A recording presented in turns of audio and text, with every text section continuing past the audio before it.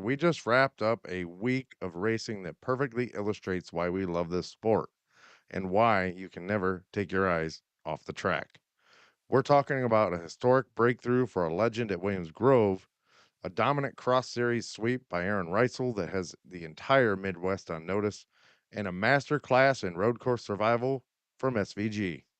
From the silly season bombshells rocking the sprint car paddock to the young guns stealing the spotlight in the NASCAR ranks, we are breaking down the technical calls and the split second moves that defined the entire week. I'm Russ Fritz, And I'm Nathan Johns. telling you to strap in tight because this isn't just racing. This is Switchin Grooves.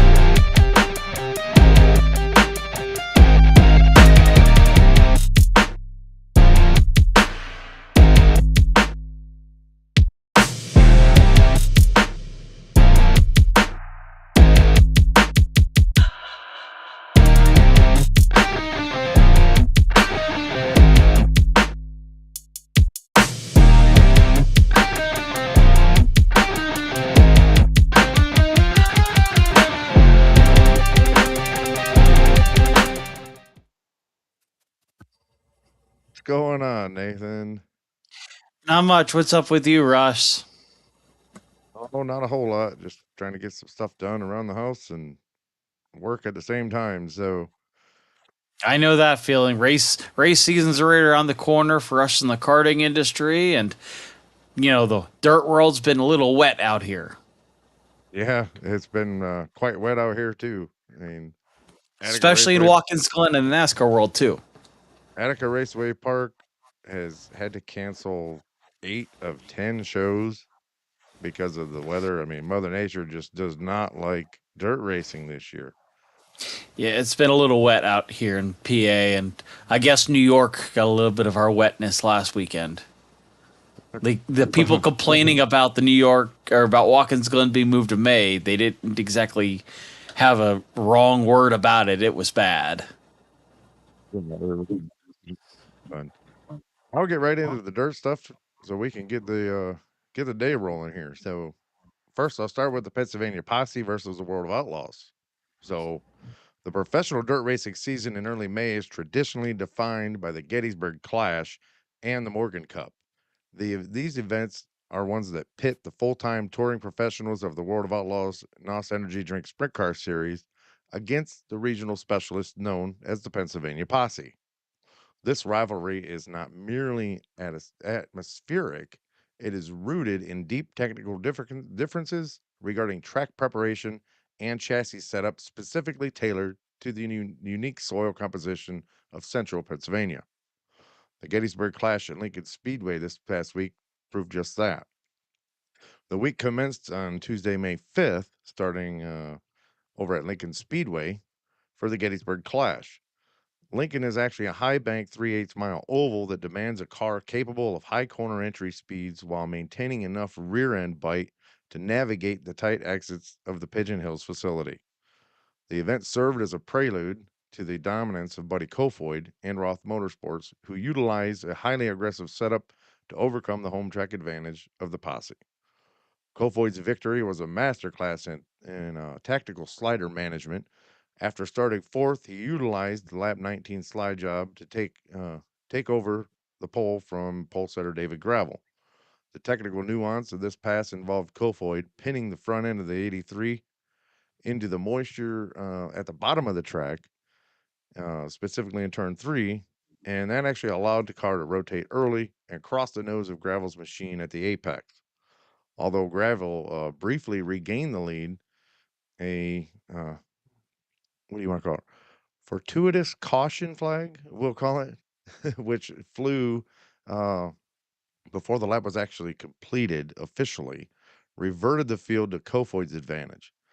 So this officiating nuance underscores the high stakes nature of dirt track racing timing, where a single second in caution deployment can dictate the winner of a $10,000 to win feature.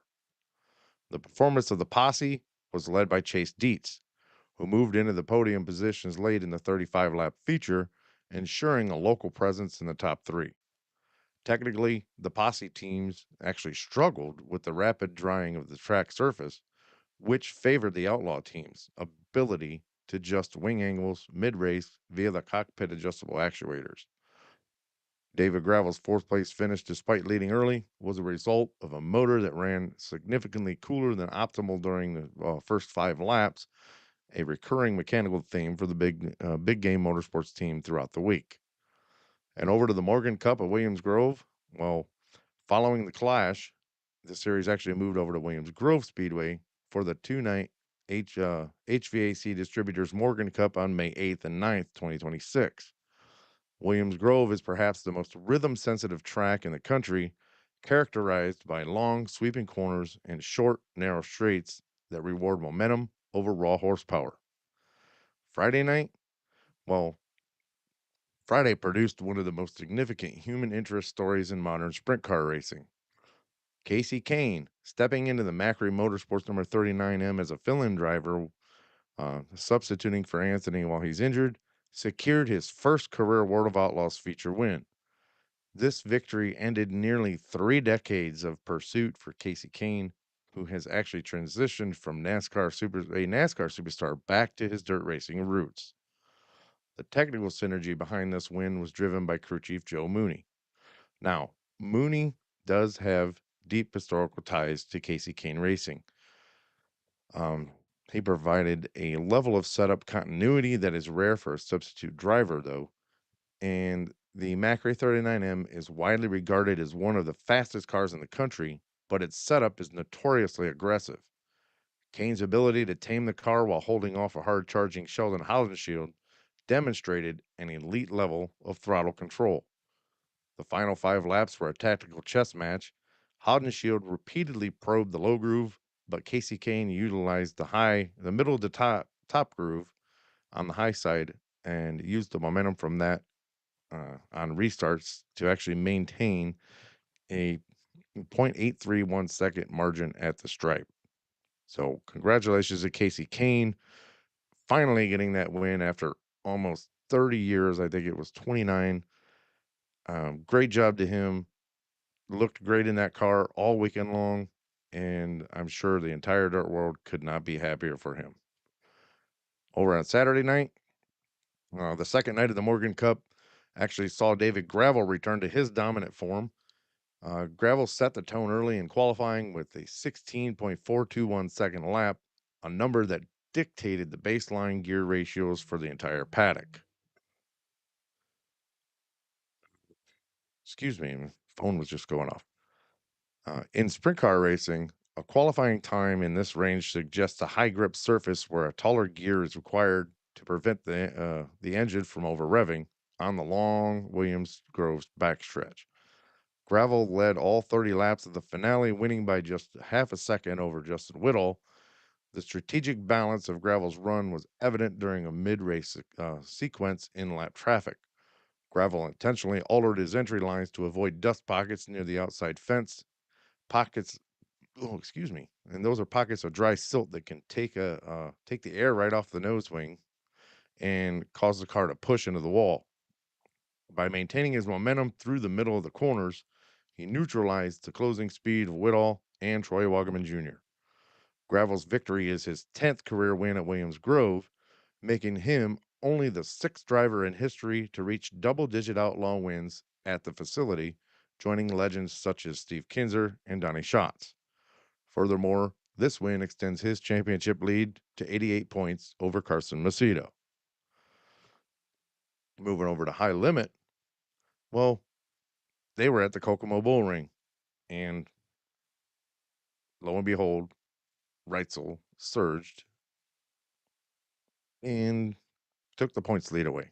But while the Outlaws actually battled in Pennsylvania, the Interstate Batteries High Limit Racing Series converged on Kokomo Speedway for the Driven to Save Lives Brian Clausen Hero Classic on May 9th, 2026. So Kokomo is actually a quintessential quarter-mile bull ring. It's a track where physical endurance and rapid decision making are as important as the mechanical speed. So I I don't know. I have a lot to say about Kokomo, but I'll talk about that at a later on a later date. But Aaron Reutzel, obviously driving his Ridge and Sons Racing number 87, delivered a performance that combined aggressive pace with tactical patience, and the race was defined by a series of early red flags and cautions that prevented the field from finding a long run rhythm. A two-lap red flag, or a lap two red flag for a crash involving Hank Davis, sat on his side and forced crews to rethink their wing angle strategies. On a short track like Kokomo, a car that is tight, which understeers, on a fuel load can become loose, which oversteers very quickly as the fuel weight decreases and the fuel burns off while the track takes on rubber. The defining moment of the race occurred on lap 27. Tyler Courtney, a favorite for the championship, actually struck an implement tire in turns 1 and 2, which collected, who did that collect? Oh, Brady Bacon, who was running in fourth. The incident effectively removed two of the series' most consistent drivers from the podium hunt. Reitzel, however, remained unaffected, and his restart technique, rolling into the throttle smoothly to prevent tire spin on the slick Kokomo clay, allowed him to take the lead over Justin Peck and Rico Abreu. So Reitzel's win there was the 11th of his career with the high rollers in the high limit series, and his first at Kokomo. The track actually has historically eluded him and has not been good to him. So congratulations to Aaron on that win. The win also propelled him to a 9-point lead in the high limit championship standings over Tanner Thorson. So the success of the Ridges Sons number 87 can be attributed to their rapid adaptation to track surface changes. Reisel recorded the fastest lap of the race, which was 12.983 on lap 5, signaling a setup that was optimized for maximum grip early in the feature. As the track surface rubbered up, Reisel utilized the cockpit slider for the wing to actually pull it back and add weight to the rear tires or downforce, and helped him maintain traction, coming out of the corners. The mechanical adjustment is critical at Kokomo, where the difference between a podium and a mid-pack finish is often measured in millimeters of wing travel. So great job to him for being able to understand his car and his team to adapt to track changes as they should. But I'll move on to the All-Star Circuit of Champions. So the All-Stars headed to Fremont just Tuesday night for Fremont's 75th anniversary race. Something up here. Okay, so the momentum of Aaron Reutzel actually carried over into Tuesday for the 75th birthday bash, and this event offered a $20,000 to win payday and served as a testament to Reutzel's ability to master different track configurations in a short period of time. But although Aaron Reutzel had led all 40 laps of the feature, the win was a high-stakes tactical struggle against defending All-Star champion Caleb Henry.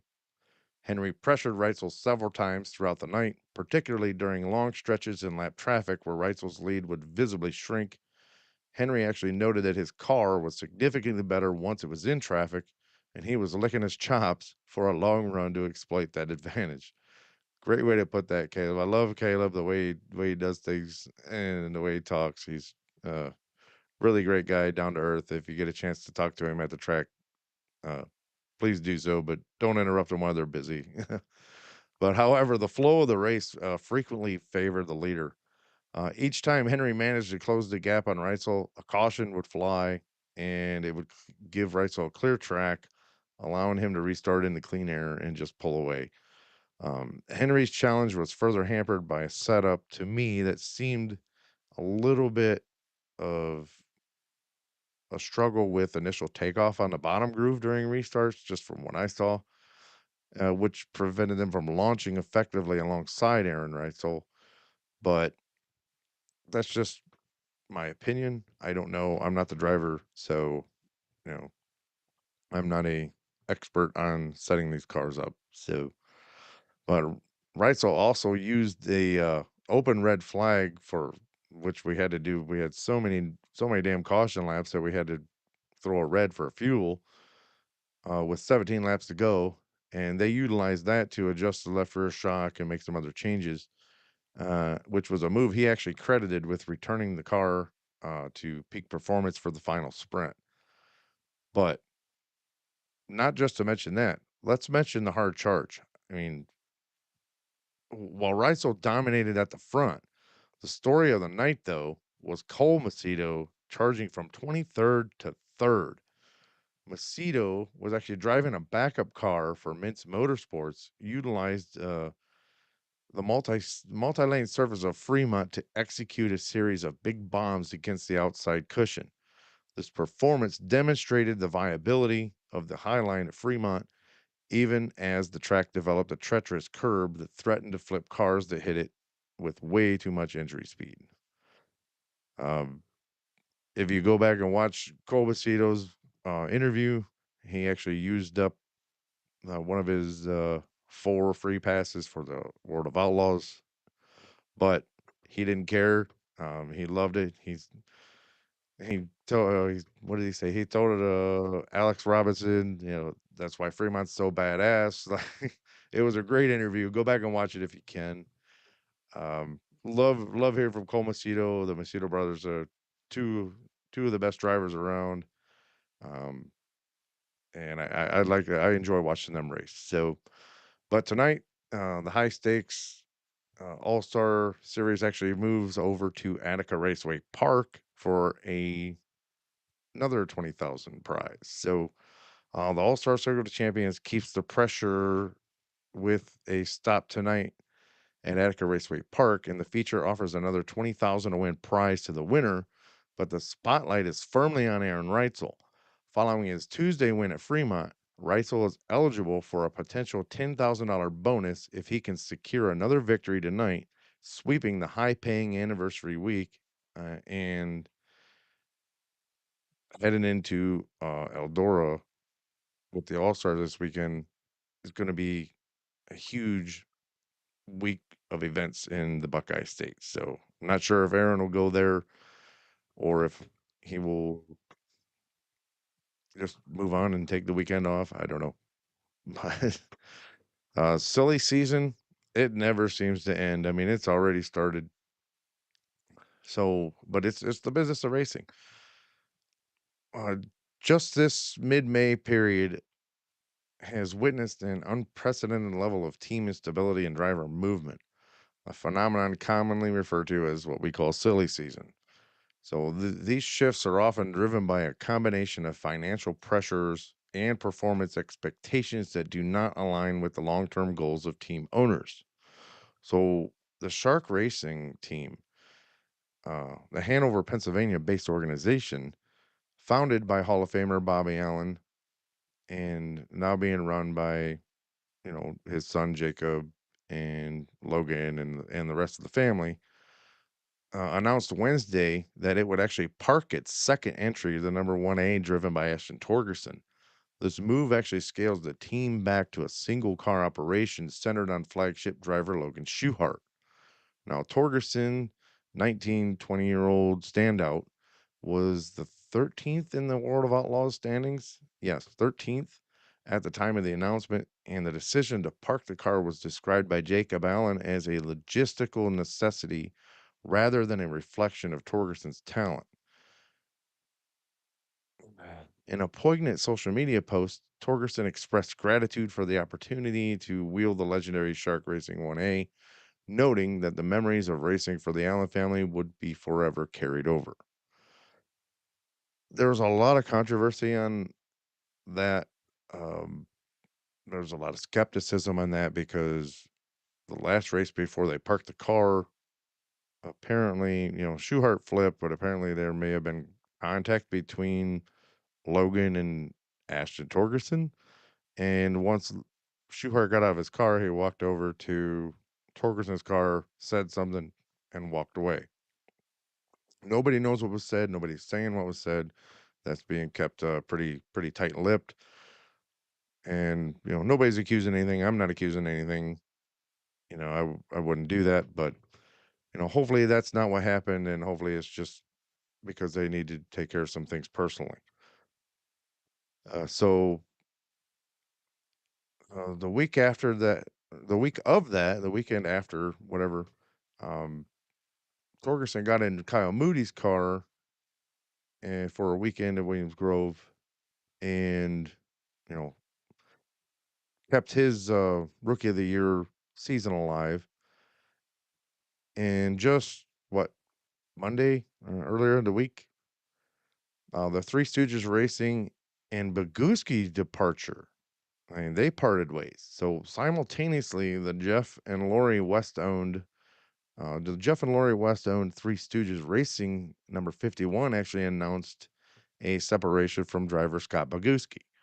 Boguski had been pursuing the Kevin Gobrecht Rookie of the Year title, but had struggled with consistency, notably failing to transfer from the Last Chance Showdown during both nights of the Morgan Cup at Williams Grove. And Boguski's departure is particularly emotional given his 15-year journey from Australia to the United States to chase the dream of being an outlaw. And the Torgerson pivot, well, within days of those announcements, it was confirmed that Ashton Torgerson would take over the driving duties for Three Stooges Racing for the remainder of the 2026 World of Outlaws season. Torgerson's transition was actually facilitated by a substitute appearance for Kyle Moody Motorsports at Williams Grove, as I said before, where he finished an impressive 8th in the Morgan Cup finale. This move actually allows Torgerson to stay in the hunt for the Rookie of the Year honors, a race which he currently trails Emerson Axum by only a few points. So the broader implication of this reshuffling is the tightening of the full-time roster. Shark Racing's reduction to one car removes a funded entry from the tour, increasing the pressure on remaining teams to maintain sponsorship in an increasingly expensive 410 sprint car economy. But that's going to wrap up my edition, my portion of the dirt series, and we'll move over to NASCAR and bring Nathan back. So,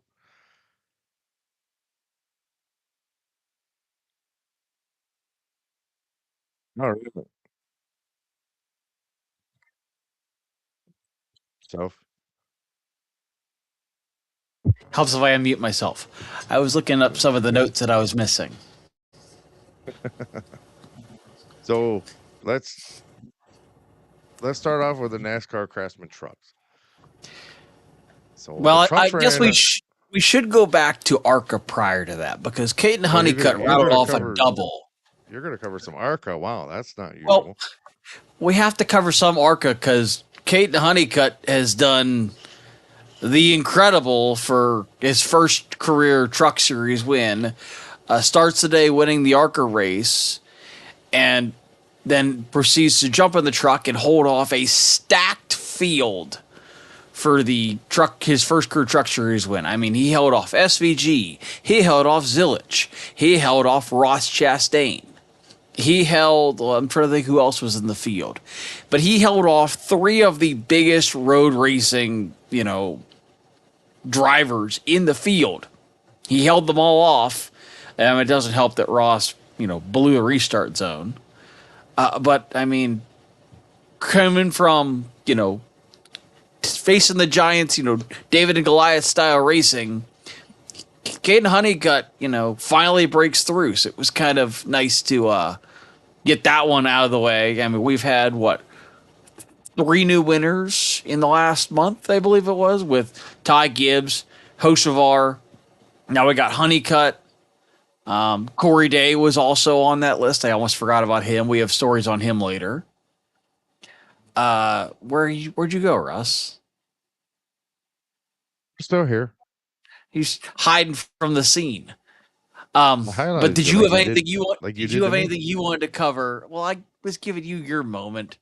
Do you have anything you wanted to cover in the truck series? Because there wasn't a whole lot there that really, spoke to me other than Ross Chastain blowing the restart zone. He missed a line. He thought one line was another line and took off entirely too early. They had what? Oh, Carson Hocevar was in the field. That's right. I also forgot he was in the field. Honeycutt secured his first career truck win in the Bully Hill Vineyards 176. He was actually driving for Tricon Garage, I believe. I believe that's what it Um, was. he utilized an overtime restart to jump ahead of Connor Zilic in the S's. So Zilic had actually led 28 laps and won stage two, but the lottery nature of the overtime restarts, especially at Watkins Glen, favored Honeycutt's aggressive entry into turn one. So, I mean, that's pretty much it for him. But Van There wasn't a Gisbergen's whole lot to really talk about with the truck race. Van Gisbergen's truck appearance was a test of psychological fortitude. Um, he was driving what the Nice Motorsports Toyota number 11. No, that's Honeycutt. I gotta look Or it back and yeah, see. my I bad. think SVG was in the four truck this last past week. Yeah, number And four for Nice Motorsports, number four. who was it? Was it Shane having all kinds of Shane was in the issues? number four. Connor was in the 71.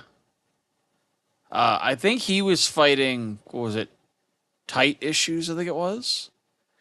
I don't remember now. A fuel pressure drop. Who had a fuel pressure Fuel drop? pressure. That might have been fuel pressure. I think that's what it was. Loose rearview mirrors, failure of his helmet cooling fan. And he still I finished mean, third.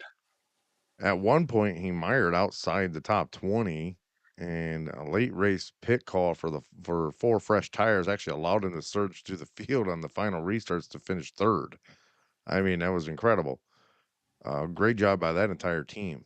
His ability to remain calm while his office, quote unquote, was falling apart around him actually serves as a testament to his elite professional standing and performance. I mean, the guy knows what he's doing, especially on road courses. I Uh, did Honey, notice. Go ahead. Honeycutt's victory vaulted him to the top of the championship standings, which gives him 29 points over Chandler Smith, and the series is going to move to Dover, um, Ugh. which the circuit hasn't actually visited in 6 years. Um, I thought they were there recently, like within the last few years. I don't think it's been six. I'll have to check that one for Could be next wrong. episode. I'm just kind of spitballing at it, but I'll have to check that for fact check that for next episode because I don't know that one offhand. But I will say that's all I got for trucks. one of the interesting results I didn't catch this at first when watching the truck race. Ram had their first top five or top 10 of the season, and they had three of them. AJ Allmendinger, road course, finished sixth. Minnie Tyrell and Brandon Queen managed with top tens. They finished eighth and ninth, respectively. Corey LaJoy got a 12th place finish. And then they had Justin Haley finish 23rd. So out of all three, or out of all five trucks, they had three of them in the top 10 and four of them in the top 15, which is, pretty impressive for Ram finally rattling those off. They had five trucks and three of them in the top 10. I think it's a pretty good weekend for them. I mean, also, you have what? You have at least two cup regulars in that top 10. Yeah, there's at least, or there's Didn't catch all of it. three cup regulars counting AJ in the top 10. So, I mean, it was a good weekend for Ram, especially with AJ Allmendinger leading the field of Rams. That was a good weekend for them. Connor Zilic just absolutely had himself a weekend. Almost won the truck race and then came from deep in the field to come back and win the O'Reilly race. That's a battle we'll talk about for a while. I got to go back to my notes so I can have that one ready. Connor Zilic bested Love in a showstopper last lap battle at Watkins Glen this past weekend. He was visibly gaining on Jesse Love, coming through the bus stop, finally got within, reaching distance, and going into the final corner, Jesse Love just overshot the corner, and Connor Zilic just went right around him. Last corner, last lap pass. Jesse Love was visibly emotional after the loss, but he showed his matureness in post race, saying it was a mental error. He just slipped up, and he ran the race of his life. He was working so hard on road courses that it's going to come to him eventually. Eventually, he's going to best his best friend. What happens? That's racing. The one highlight from that race that stuck in my mind, and I still think this is hilarious, Sheldon Creed managed to ollie the Aldi's car through the bus stop. I thought that was the funniest thing I've ever heard of. That was the funny. I mean, they had two of them that went airborne through the bus stop, but I've never seen a car fully, go off the ground after, like, that high off the ground after hitting the grass in the bus stop. He hit it so hard that it caught the rear bumper on the ground when it took off. The only thing that could have made that any better would have been if it would have been an airline sponsored car. To be fair, he did a skateboard trick with a full blown car. That is pretty impressive. That thing weighs what? 2,500 pounds? 3,500 pounds, whatever they weigh? He got the thing fully, all four wheels off the ground. They're not light at all. So. And he wasn't going very fast when he hit that dirt either. Like, he was slowing down and launched the front end up. It caught the rear bumper, ripped it off. It was a bizarre and muddy weekend in Watkins Glen, and that was just par for the course. We'll start off with the Cup Series highlights. Mudkins Glen shit show has moved to the Chase next year, and I'm applauding NASCAR for finally learning from their mistakes. Moving this Watkins Glen in May is the dumbest thing I've ever heard of. We're still getting weather here. Dirt races are getting run down. Do you really think you're going to get a road course where people go off course all the time is going to be a great idea in May? Come on, NASCAR. Thank you for learning from your mistakes. But, really, what was the thought process to start with? It wasn't like it was any better. We had more campers getting stuck than race car drivers. How are the fans supposed to watch the race? But we may have witnessed the best comeback in Cup Series history. SVG comes from 24th and just picks these cars off 1 or 2 seconds at a time. He went from, I think it was 40 laps to go. He came down for tires and just, dissected the field one by one until he won by 7 seconds at the checkered flag. I believe it was, I'm looking for the exact number. But coming from 24th and breaking the race into 2 segments at the end to win by, no, that's not right. There it is. 7.288 seconds. He came from way, way back and still, 30 seconds back, I think they said in the broadcast, to be ahead by 7 seconds at the finish over Michael McDowell is just insane to me. SVG and Zilic battled for the longest time, and Zilic ended up finishing, I think, 20th after having to pit for tires. He had the fastest lap of the race. Series, in my opinion, provided a stark contrast in racing styles over the last week. They moved from the high-speed intermediate oval of Texas to the technical road course of Watkins Glen.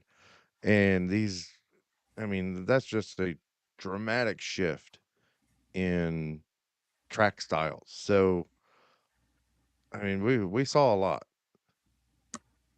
Yeah, it was a definitely a crazy, crazy, time made up. But it also was, we had good weekends and then we had not so good weekends. We'll start off with the normal, not so good weekend. Fox, you still suck at broadcasts. I'm sorry, but That's what they everyone thought need they to, were they getting need to better. cancel their contract. NASCAR needs to step in or Fox needs to take their pride and shove it, because this has to be the worst broadcast I've seen Fox do probably since Coda, where they tried to show the race through the grandstands. I mean, you can't be that dumb. I thought they were getting better, and they've yet ceased to amaze me on how bad they can get. We managed to miss multiple moments on track. We see cars off in the dirt, cars completely wrecked. Yet no replays, no word of it on the broadcast, but we managed to get a mini microburst that blew a tent onto the track for a caution. That was the one thing that brought a caution, was a tent blowing 100 feet in the air and then blowing across the track. They Like, missed come that, on. did they? They didn't man they somehow didn't miss that, but they managed to miss, Cody Ware taking on the wall for round 2. Basically broke the guardrail, almost looked like Elliott Sadler back at Pocono. I mean, he destroyed the wall where it wasn't even safe to race there anymore, but yet no caution, no replay of what happened. We had to get the onboard afterwards when he basically just tried to annihilate Watkins Glen's turn 7. I mean, I can't even fathom how they let that go. Not once, but twice they have screwed Cody Ware in just absolutely massive hits. He probably has enough injuries to rival Alex Bowman at this point. I mean, that's just insane. And then on top of that, we have Bubba Wallace and Christopher Bell going at it. No replays, no audio, nothing. Just Nothing there, them talking. and They managed to screw that one up. We had Carson Hocevar and Josh Berry going at it. We get all these replays after the race, but nothing from Fox. It all is through HBO Max. People people watching sharing it from their elsewhere. phones. Yeah, like we got more replays of the tent going 100 feet in the air than we did anything else. I mean, Fox definitely covered that. We also had that from the stands, but yet we have nothing on what happened between Bubba and Bell. We have nothing that between Carson and Barry, other than Carson's onboard radio transmission after the fact. Like, they can't be this bad and still be allowed to broadcast our races. I'm sorry, NASCAR, but They at some point you got to step in. they put up enough money, so it's never gonna happen. So, but anyway, let's move on to the race because we could sit here and bitch about Fox all day long. But Van Lots of Gisbergen, bad reeks, about lots of bad luck streaks continued. I'll tell you that. Van Gisbergen. Now he is a New Zealand road course specialist. I mean, this guy delivered one of the most statistically dominant performances in the track's history. He started from the pole, won stage 2, and led 74 of 100 laps. But the win was not without drama. Now, what did they do? Strategic short pit under green flag conditions dropped him to 26th, nearly 30 seconds behind the leaders with 18 laps to go. And in a display, though, of technical mastery, SVG utilized the fresher tires and aggressive braking through the bus stop chicane to pass 25 cars in under 20 laps. I mean, he caught Gibbs with 8 laps remaining and pulled away to win by 7 seconds over McDowell. Sorry, I received a message from somebody and I was trying to reply to it it was about the page. And Reddick remains or maintains a massive what is 129-point lead over Denny Hamlin, and that was built with 5 wins and what? How many races? 6, 7? I mean, What was the question? Sorry, I was uh Yeah, Reddick's lead playing was this. built. How many times did he win? What, 4 or 5? He's got I think 5 this year. I don't think he's got to 6 yet. But extreme, and it's extreme consistency through the first 12 races of the 36 race season. SVG's victory officially makes him playoff eligible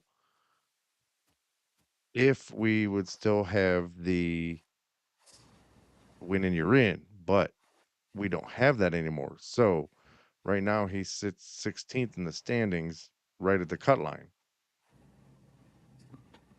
So sorry, I was replying to that. You were talking about I missed what you were talking about. Sorry. So SVG's win, if we were still under the old playoff format, his win would automatically put him in. But since we don't Yes. have the win and you're in anymore, he's sitting 16th right now, right at the cut line in points. Yeah, it is the first win with the 97, but also it's the first road course of the year. I still think he's got a shot at making it in. I legitimately think, even though the schedule is mostly ovals, I think with the amount of stage points he will get at the road courses, I mean, we have San Diego, we have Sonoma still coming up. I believe I thought we had one more road course also. San Diego, Sonoma. Maybe not. I thought we had more road courses in there. Oh, no, because they got rid of the Roval. And they got I, rid of the I Roval. I still think he can make the playoffs. Sonoma, he's been really good at. The only track that has been his kryptonite has been Coda, and that's been already off. We've already gotten that off the table. We know how SVG is at tracks that nobody else has been to yet. We saw how he was at Chicago. That first race, he absolutely just opened a can of whoop ass on the field. Watkins Glen, he finally got I think his first win at Watkins Glen this year, because last year he got beat by Chris Buescher, I think it was. Obviously we don't have to worry about the Roval this year, but I mean, with the amount of God. stage points he's going to get probably with San Diego and Sonoma San Diego and Sonoma along with Watkins Glen. I think it's possible he will make the field as long as he stays consistent on his ovals. I mean, hasn't been running, top 10 every week, but as long as he stays consistent with like maybe 15th, 10th to 15th, you know, he's got a chance at making it. I mean, we've got what? Charlotte, endurance, long race. He could pull that one off. Obviously, Dover's not a points race. We don't got to worry about short track there. Nashville, I'm not sure about. Michigan and Pocono, Pocono might be better to him than Michigan. But then we've got 2 road courses back to back. That could be a huge point boost. That could put him, mid pack in the playoffs. And then we got to get through Chicagoland, which, nobody's been to Chicagoland. And I don't think any of these drivers have been to Chicagoland now that I think about it, other than maybe Kyle Busch and Kyle Larson. But like, most of the field now is newer drivers. Denny Hamlin's raced at Chicagoland because he's been racing for 20 years or more. And still no championships. Sorry, had to throw that in there. You always got to But I throw mean, that out there, don't you? it's not like he couldn't do it. And we got to get through the in-season tournament of the 5 races, and there's only 4 races before the playoffs or before the chase. What is your take on this weekend's Cup Series? I think that there's a lot of teams that are really going to be in trouble if they keep up this pace. I was talking to somebody earlier.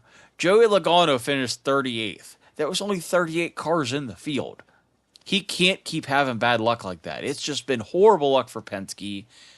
And I think this is the first time I've ever seen Hendrick not score a single stage point during an entire race. Hendrick finished 23rd, 24th, 25th, and 36th.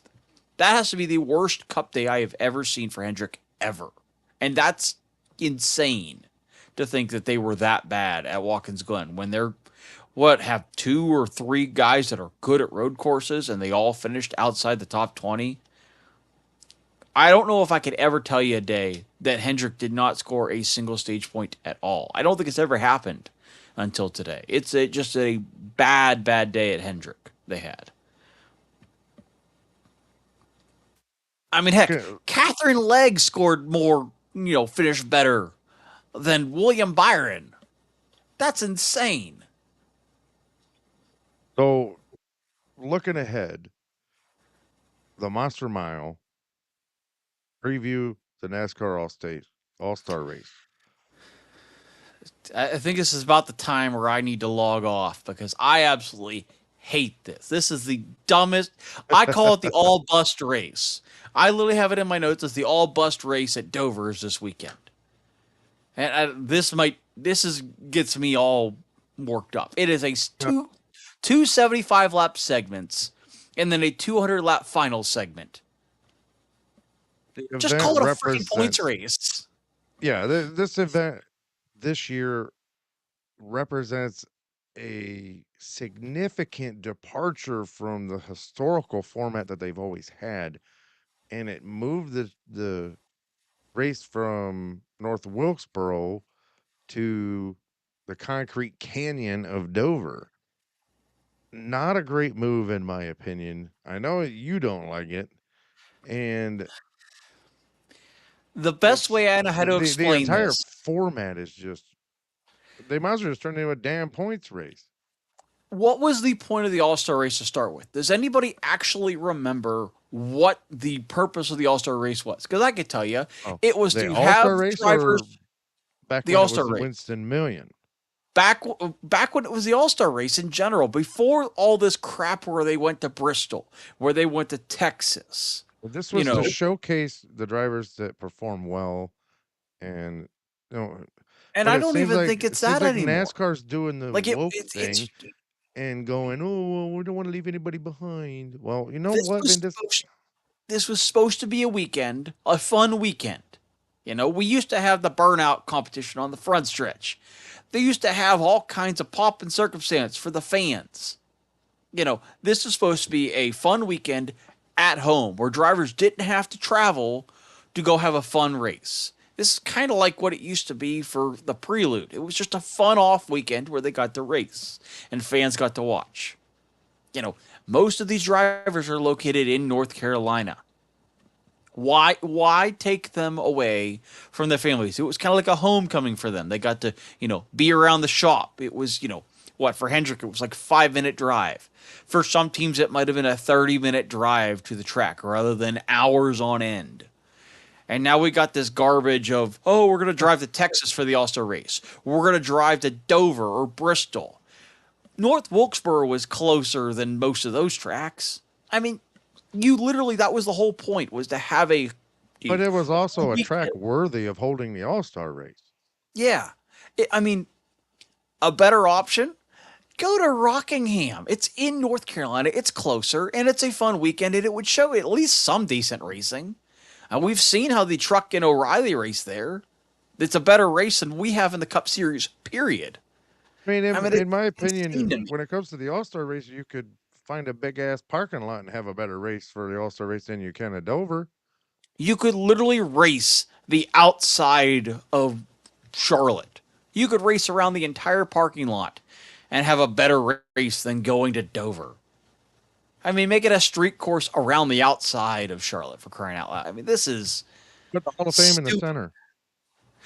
Exactly. You could literally race around downtown Charlotte and have a better race than going to Dover. Dover has had the worst racing craft out of any track we've been to. That's why they don't even have a points race this year, because it's so bad. And yet we have to So, include them for what? It sucks. so it's a 350 lap exhibition broken into three distinct segments.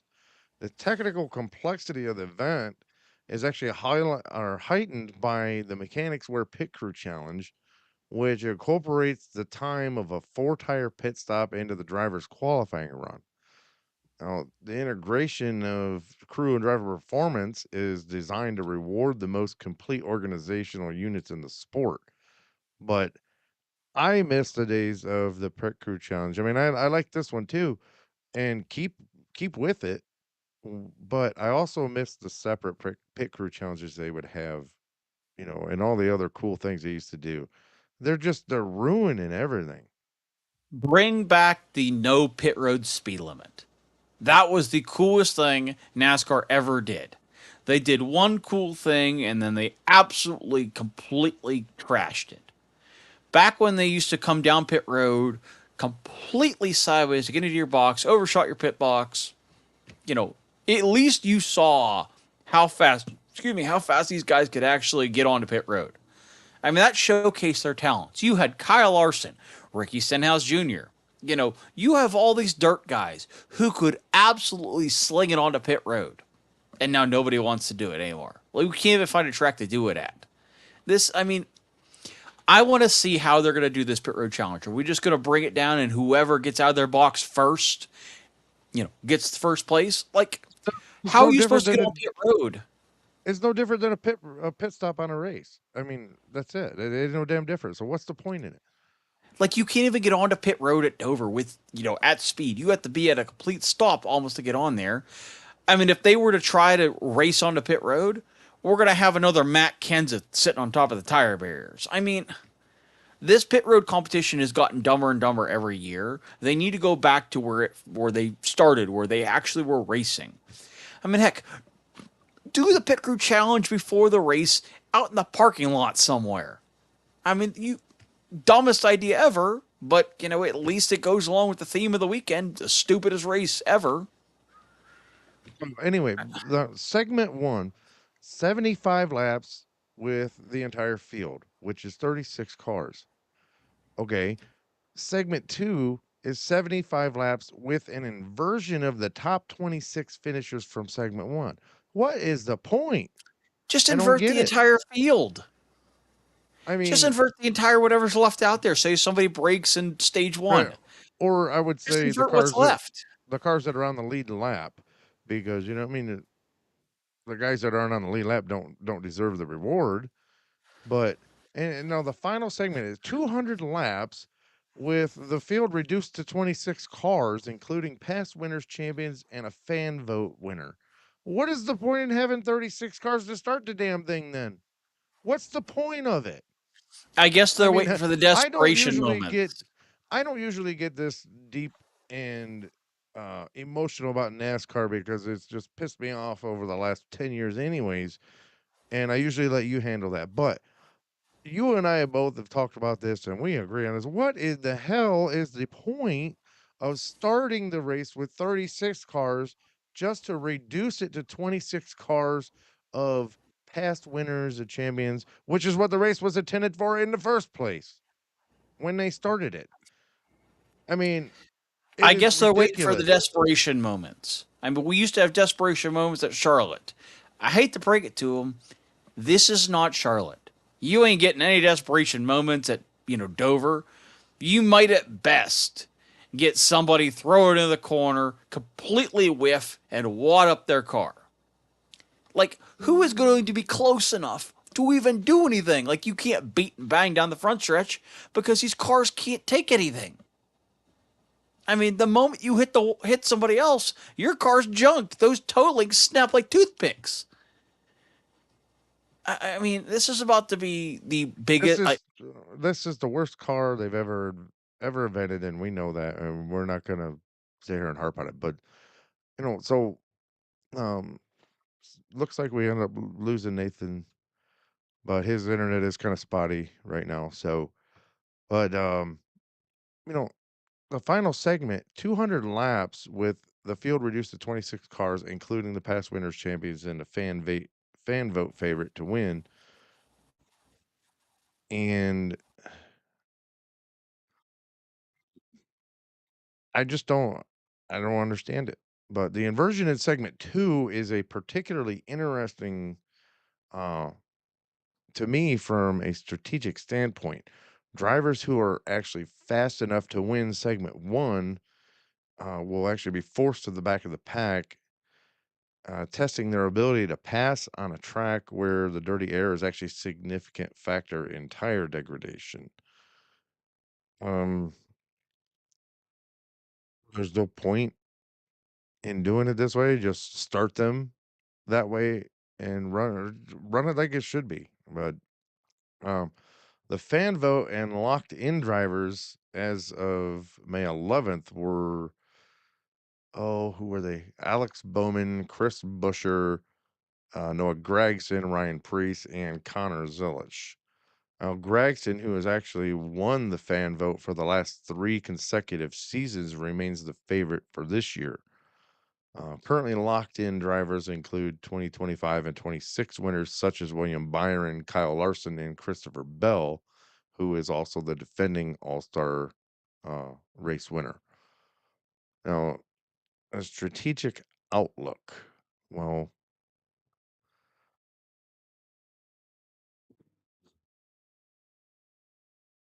I don't know.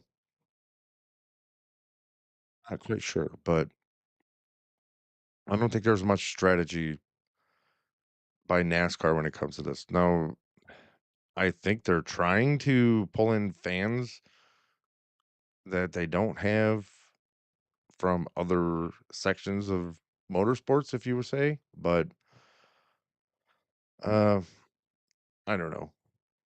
I could talk about it all day long and complain all day long, but seems like we have some issues with Nathan, but I'll wind everything down. As the calendar moves further into May, oh, here he comes. I have no idea what that was doing. That was so weird. Like you lost the internet or something.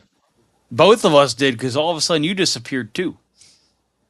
I was here the whole time, and I Okay, we're good. saw myself I on don't know YouTube what the whole time. happened. So, I don't know what happened.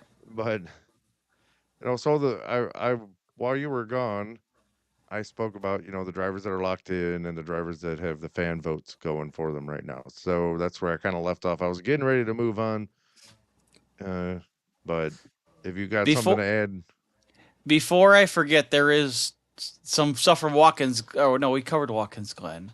Yeah, I guess we can move on because there's a few other stories in here I got to cover.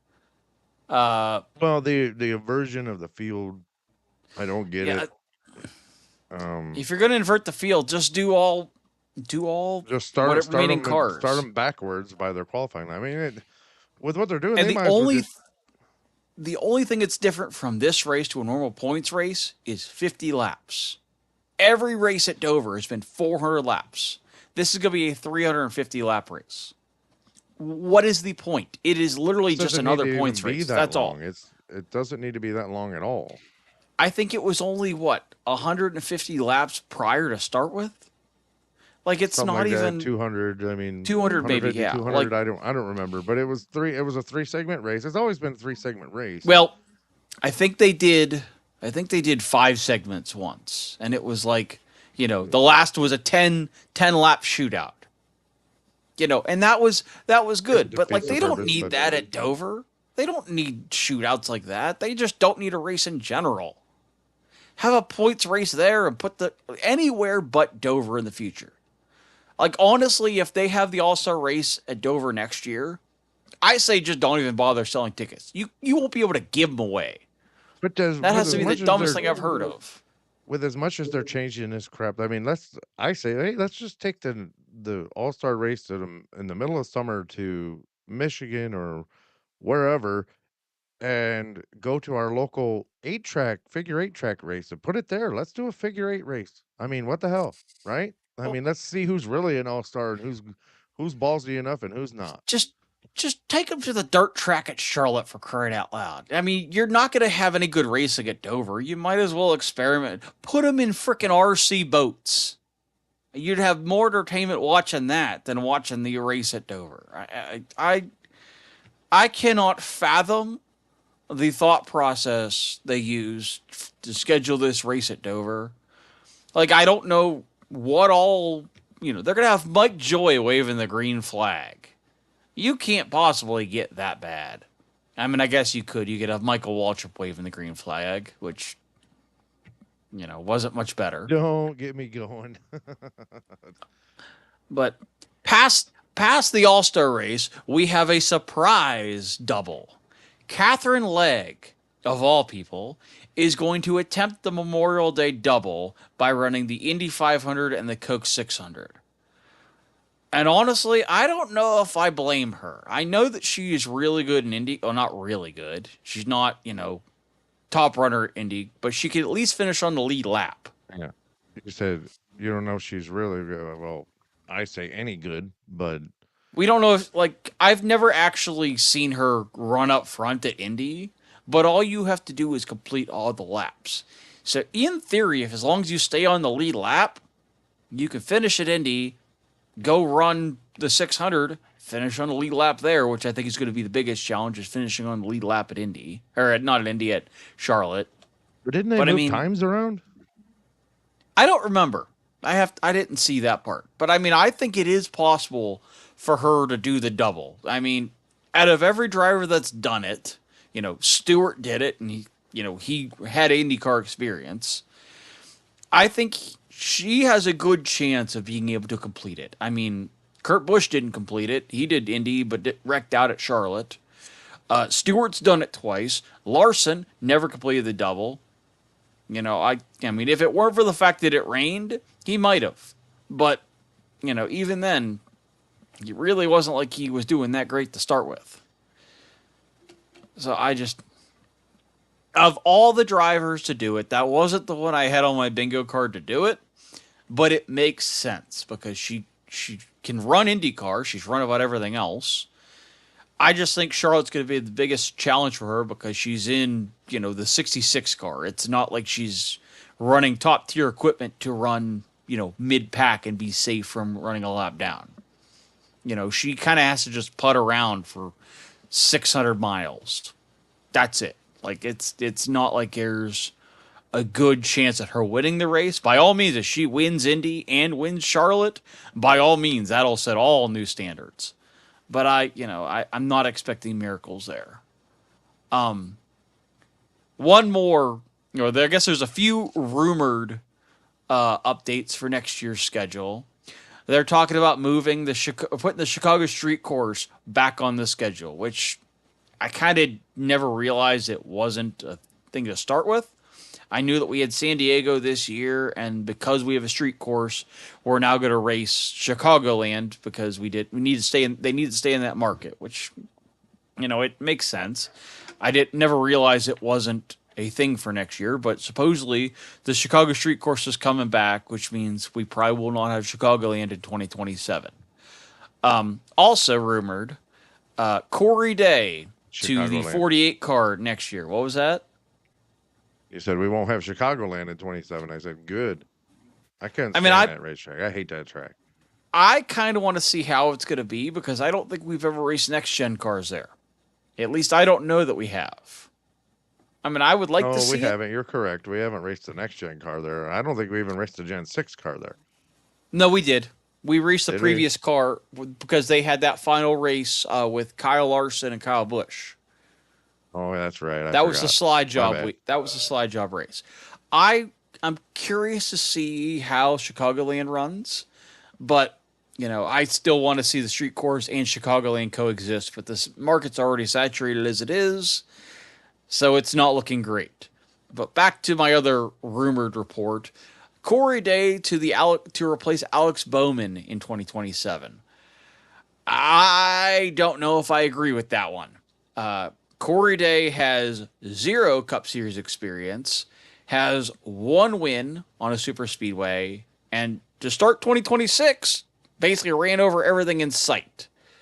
I don't know if I can be completely on board with him replacing Alex Bowman, but in a pinch, I guess he could. But I really think it's a bad idea. Yeah, I think that's a horrible idea if that is. Yes, it's not confirmed. I mean, until Hendrick says something, nothing's confirmed. But the reports of, everybody was joking about Corey Day to the 48 car, and now that there's been some serious talks about it, I'm starting to wonder how serious they are because it's not the best idea. I mean, he's definitely, a product of Kyle Larson and Jeff Gordon, because they talk so highly about him. But I don't think he's ready for Cup Series. I think one more year in the O'Reilly series, if not more, would be very beneficial. But I don't know if I agree with that rumor if it does come true. And then this one is not a rumor. This is just my opinion on it. Bubba Wallace with the Hardys look. They went for the Cale Yarborough Hardy's car on a next gen car. I have so many opinions on this one right now that it's not good. A, that car was iconic for a reason because Cale Yarborough was actually good. Bubba is It wasn't mediocre very at nice. best. What? I'm being silly. Cale Yarborough's car was iconic. The fact that they're going to give an iconic paint scheme to somebody who's really not that good, it's not even a throwback. It's his actual, car. Like, if you're going to run that car, run it at Dover, or not at Dover, at Darlington, and put it in a throwback weekend and get some fans' reaction. Not wait till the middle of the summer to put that car in. It's a little late to be running a throwback, and Bubba really is not, the one you'd think to be behind the wheel of the iconic Hardee's paint scheme. I mean, maybe it's just me, but something just does not seem right with that. It just makes it awkward. And it looks, spot for, image for image of the, Hardee's car, but it just doesn't feel right. And of course, the performance, I guarantee, is definitely not going to be there. So it's just going to muddy the water of how good that car was and versus how bad Bubba is. I don't really know what to think. So, that's mine for my updates for this week with the all bust race and Bubba, the street course. Catherine Leg Memorial Double. Hopefully, we'll have Jason back next week. I know he wasn't feeling good, so hopefully, we'll have him back next week for the IndyCar preview for the Memorial Day weekend. Well, the plan was this week. Our super fan Jason which joined us last week, was going to join us this week for a Indy 500 preview that had to do with because the qualifying is this week and practice is this week, and then the 500 is actually next weekend. He was going to join us this week. He felt ill, so we're going to bring him back next week when he's feeling better, and he's going to join us for a Indy 500 preview. And we hope that he's feeling better. Huge shout out to you, Jason. We appreciate your support, and we enjoy having you on as a guest here and there. And we're actually looking forward to the Indy 500 preview because we don't really follow Indy like some of you guys do. So it'll add something a little bit different to the show, and we're looking forward to that. So, like I said, hope you get well soon, and we look forward to seeing you next week. And for But those of you who are tuning in to the NASCAR broadcast this weekend, as of this recording, it is currently 12:11 here. Practice for the Truck Series starts at 12:30. We have qualifying for them at 1:40. Practice for the Cup Series for this All-Star crap is at 3 o'clock, and then the 5 o'clock tonight is the Truck Series race for those that are tuning in. Saturday they've got the at 9:30 they've got O'Reilly practice, and then 10:35 is qualifying, with qualifying for the Cup Series at noon on what Saturday, or no that yeah tomorrow is practice, or tomorrow is Truck Series stuff. I thought today was Friday, so and then we have obviously Cup races at 1 o'clock on Sunday, along with the O'Reilly race being at 4 o'clock on Saturday. we have super fans that join us for episodes. Now, if you're a driver of any type of thing that has to pertain to motorsports, let us know. We'd love to have you. We'd love to do an interview with you. A race official, flagman, director, anything of that sort. If you'd like to join us on the show, we'd love to have you. So, but As the calendar moves further into May, the summer grind actually begins to take its toll on equipment and personnel. For the World of Outlaws, the upcoming Let's Race 2 at Eldora Speedway will actually test the high speed aerodynamic profiles of the big game and Roth teams.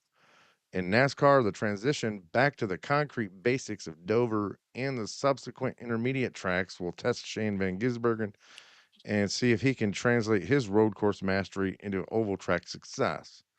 The points battles in all the series remain fluid, but the emergence of definitive Tier 1 performers, David Gravel on the dirt, Tyler Reddick in Cup, and Aaron Reutzel in high limit, actually have established a benchmark for the rest of the fields. To close the gap, the competitors must focus on technical touches highlighted with this week, wing adjustments, shock tuning under red flags, and the surgical management of lap traffic, especially on the dirt. But my final summary and takeaways are, this past week has provided a wealth of data for racing analysts. The key takeaways for professional peers include restart timing, and in both sprint cars and NASCAR, the initial launch off the restart has become the primary passing opportunity. Aaron Reutzel and Chase Elliott demonstrated that throttle control is more important than raw horsepower in these moments. The Chase Elliott moment I'm referring to, it goes back to Texas. So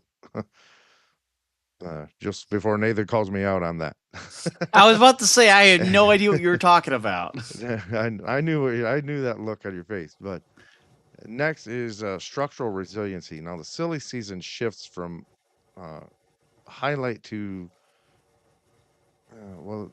Let me say that over. The silly season actually shifts for highlight the fragile nature of multi-car dirt dreams. I'll say. Scaling back to a single car, which Shark Racing has done, is increasingly seen as a move toward competitive sustainability. Um, Trying to run two cars at that high of a level with limited funds, I mean that team has never been a multi-million-dollar team. They've always ran on a pretty tight budget, and they do so very well. So I understand where they come from by parking that 1A team. Nothing against Ashton Torgerson, very talented driver, and glad to see him land a ride to finish out his season for his rookie of the year campaign. Um, and then next we got road course specialization. Shane Van Gisbergen's ability to overcome a 30-second deficit at Watkins Glen indicates that road course racing has reached a level of specialization where traditional oval track experts are at a distinct disadvantage. So that was amazing to see that. Now, the only other guy I've really seen that was that great, that you don't see run ovals constantly, I haven't seen him in a while, was Boris Said. So I think he was great at running road courses, and I'd love to see him back. I wish somebody would give him a call and bring him in at least for a couple of road courses. He was quite an interesting character. So, but and anniversary momentum. Now, major events like Fremont's 75th birthday bash draw out a higher level of performance, especially as seen in Cole Macito's 20-car charge. And these prestige events often serve as scouts for teams looking to fill seats during silly season. So the racing world now turns its attention to the concrete high banks of Dover and the high bank clay oval of Eldora. The data bank this week suggests the championship favorites are those who can read the track surface faster than their competitors and can read the telemetry. So those are just my takeaways. I'm not sure if Nathan has any or not, but I don't really have any at all. I think you did a pretty good job covering all that. so the racing events of early to mid May have actually underscored a fundamental truth in professional motorsports. Momentum is the most valuable yet fragile currency. Aaron Reutzel and David Gravel currently hold the dominant position in the sprint car world, having mastered the technical nuances of varying tracks, surfaces, and from the tight bull ring of Kokomo to the sweeping half mile of Williams Grove. However, the sudden contraction of Shark Racing and the high-profile separation between Scott Boguski and Three Stooges Racing serve as stark reminders that stability is never guaranteed, even for established drivers chasing national titles. And in the NASCAR ranks, the tactical brilliance of Shane Van Gisbergen and the historic first career win for Caden Honeycutt at Watkins Glen actually signal a shift towards a more diverse competitive field where road course specialists can now dictate the championship narrative. As the circuit transitions to the Monster Mile at Dover, that'll be for $1 million to win, which the All Star race always is, and return to the legendary high banks of Eldora for the share the stage drama of Let's Race 2. The technical data bank this week will serve as the baseline for the next chapter of the season. For the drivers and teams at Switchin Grooves, the mission remains unchanged. In my opinion, I should have put that in my notes, but in my opinion, it's adapt quickly, trust the crew, and never stop hunting for the next groove. I like that. Mine. That's a good one. You like that? I like But that. uh, but remember, we bring you race recaps, breakdowns, and all those insane adrenaline packed moments every week. Whether you live for those sideways mudslinging dirt track sliders or the door banging paint trading action in NASCAR, you belong right here. Hit that subscribe button now so you never It's all the way. miss a finish. And until next time, keep switching grooves. I'm Russ Fritz, And I'm Nathan Johns. and we're saying race hard, Stay safe. and we'll see you there. Good night, everybody.